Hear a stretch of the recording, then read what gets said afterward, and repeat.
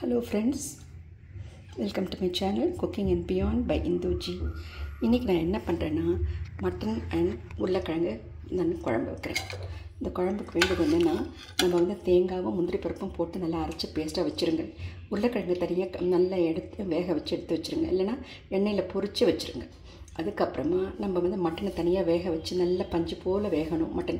அதுக்கப்புறமா அது பாருங்கள் எப்படி இருக்குது, நல்லா உருளைக்கிழங்குலாம் எப்படி இருக்குது பாருங்கள், மட்டன் எப்படி இருக்குது பாருங்கள், நல்லா வெந்திருக்கு இல்லைங்களா, பார்த்தீங்களா எப்படி வந்திருக்கு. அதை அப்படியே தனியாக வச்சுருங்க. அதுக்கப்புறமா நம்ம கடாயில் எண்ணெய் போட்டு பட்டை லவங்கம் போட்டு ஏலக்காய் போட்டு நல்லா வதக்கிட்டு பொடியே நறுக்கின வெங்காயத்தை நல்லா வதக்கி, இஞ்சி பூண்டு நல்லா வதக்கி, தக்காளி நல்லா வதக்கி, பச்சை மிளகாய் எல்லாத்தையும் நல்லா வதக்கிட்டு அதுக்கு வேண்டிய தனியாத்தூள், சோம்புத்தூள், சீரகத்தூள், அப்புறம் மிளகாத்தூள், மஞ்சத்தூள் எல்லாத்தையும் போட்டு தண்ணி ஊற்றி நல்லா கொதிக்க விட்டுடுங்க. கொதிச்சிட்ட பிறகு இந்த மட்டன் வெந்திருக்கு இல்லைங்களா, அதில் போட்டு நல்லா தண்ணி கொதிக்க விடுங்க.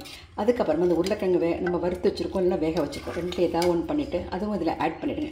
ஆட் பண்ணிவிட்டு அப்புறம் தேங்காய் பேஸ்ட் அரைச்சி வச்சுருக்கோங்க இல்லைங்களா, தேங்காயோட முந்திரி பருப்பு வச்சுருக்கோம் இல்லைங்களா, அதுவும் இதில் போட்டு உங்களுக்கு இதில் கொதிக்க ஒரு சின்ன ஒரு 5 நிமிஷம் 10 நிமிஷம் சின்ன தீயில் கொதிக்க வச்சிட்டிங்கன்னா உங்களுக்கு மட்டன் குழம்பு தயார். இது இட்லி தோசைக்கு சாப்பிட்டுக்கலாம், சாப்பாட்டுக்கு சாப்பிட்டுக்கலாம், அதுக்கப்புறம் சாதத்துக்கும் போட்டுக்கலாம், சப்பாத்திக்கும் போட்டுக்கலாம், இடியாப்பம் எதுக்கு கூட நீங்கள் தொட்டுக்கலாம். ரொம்ப டேஸ்டியாக இருக்கும். செய்து பாருங்கள். தேங்க்யூ.